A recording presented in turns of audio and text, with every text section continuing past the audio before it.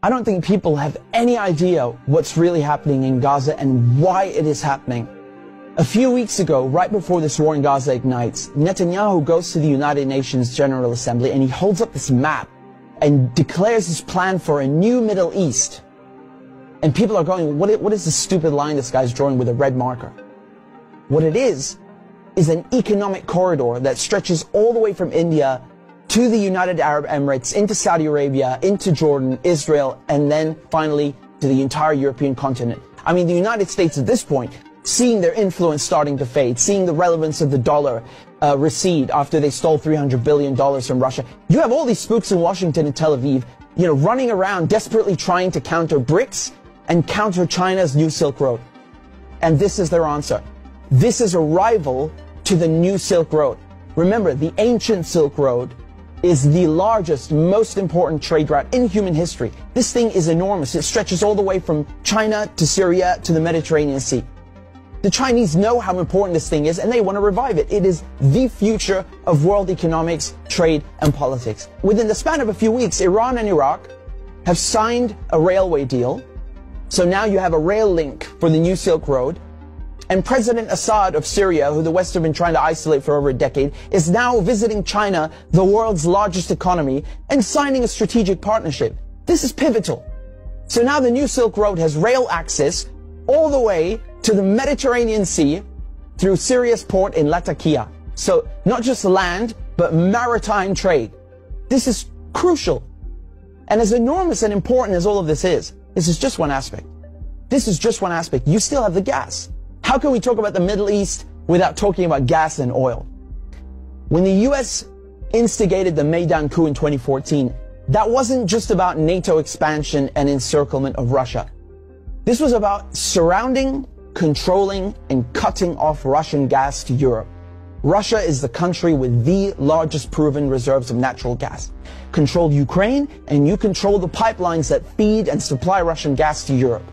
For decades, you've had US politicians, Republican and Democrat, from every administration, openly saying on camera, we don't want Nord Stream. There will be no longer a Nord Stream 2. We will bring an end to it.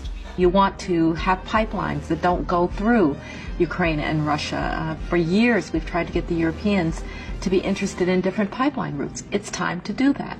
You want to depend more on the North American energy platform, the tremendous bounty of oil and gas that we're finding in North America. Lo and behold, Nord Stream 1 and 2 are blown up. I mean, this is without question the most egregious, the largest terrorist attack on European infrastructure in modern history. There are only 3 countries on this planet that can pull this off. They are Russia, Britain, and the United States. And let me tell you, it was not Russia. You combine that with the sanction packages from the European Union, banning Russian oil and gas. I mean, talk about shooting yourself in the foot. So now there's no more Russian gas coming into Europe. And just like that, the United States have achieved a long-standing foreign policy objective. Now, the only other country with enormous gas reserves, the second largest in the world, is Iran. Iran signed the nuclear deal in 2015 and 2016. They're complying in every way imaginable. The IAEA at the UN cannot be happier. And then the United States, the guys who orchestrated the whole deal, go back on their word and they rip it up just like that and reimpose sanctions on Iran. So now Iran is barred from selling its oil and gas to Europe and others. So Russia and Iran, the 2 countries with the largest gas reserves, are out of the picture. Then Israel, all of a sudden, proposed themselves as a solution to the European Union's gas shortages. Take our trilateral energy, for example, that we closed in June with Egypt and Israel. It has played an important role in our strategy to get rid of the Russian fossil fuels. How convenient. How convenient. In 2010, they conduct a geological survey and find this monstrous giant gas field in the Middle East. It's called the Leviathan, and it's in the Mediterranean Sea on the Levantine Basin. That means it's right off the coast of Palestine, Lebanon, Syria. Syria initially declines offers over its gas reserves and simultaneously refuses to lay pipes for a Qatari gas project. What a coincidence! Barely a year later, war breaks out in Syria. And who's funding it? Qatar and Israel and the United States are just some of the parties funding and running this war to overthrow the government in Damascus. Today, the United States control 1/3 of Syria.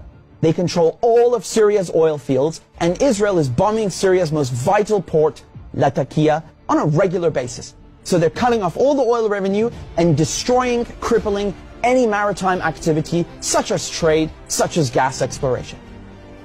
Another major port on the Levantine coast is in Beirut, which mysteriously explodes in 2020. And so Israel, proposing itself as a solution to Europe's gas shortages, shows up with an FPSO, this enormous gas extraction vessel, and tries stealing gas from Lebanon's Karish gas field. And, you know, this reignites a huge maritime border dispute. And Israel has to go and beg the United States to solve this diplomatically, because Hezbollah said, if you steal 1 cubic inch of our gas, we will fire our missiles on your ship. Now we come to Gaza. Gaza also has its own unexplored gas fields. Gaza is also a concentration camp run by the Israelis. And it's been under siege by Egypt and Israel under naval blockade since 2007. I mean, you can't even fish properly, let alone extract gas. And so now, the Lebanese, the Syrian, the Palestinian ports, they're all out of action, and the only working port left in the coast is the Israeli port on Haifa. I mean, how convenient. This makes Israel the only one able to explore gas and implement an economic corridor like the one that Netanyahu held up at the UN. So in other words, Israel and the United States together killed off all the competition, stole their goods, and cornered the market. But as winter is approaching, Israel desperately needs to get that gas for Europe. But there's no stability. There can never be stability in the region without solving the Palestinian question. And so when Netanyahu shows up at the UN with his brilliant plan, you know, the Israelis thought, oh, it's a done deal. You know, they'll just get Saudi Arabia to normalize ties and thereby extinguish the Palestinian issue once and for all. And that is precisely why they are in Gaza slaughtering Palestinians like crazy, like they're in berserker mode. You know, Israel has bombed Gaza before, but this surpasses anything we've ever seen, which is truly saying something. I mean, this is unhinged, you know, calling people human animals and massacring them. Israel is just hoping the Palestinians will run away in fear into the desert. They've literally said this. They want to put them in the desert. They want people in Gaza to go to the Sinai desert and push the people in the West Bank into Jordan. This is genocide and ethnic cleansing without question. But it also has economic and geopolitical implications. Hamas and the collective resistance, when they found out about Israel's plan and Saudi Arabia's wishes to normalize ties with Israel, which would destroy any hope of a Palestinian state, I mean, this forced their hand.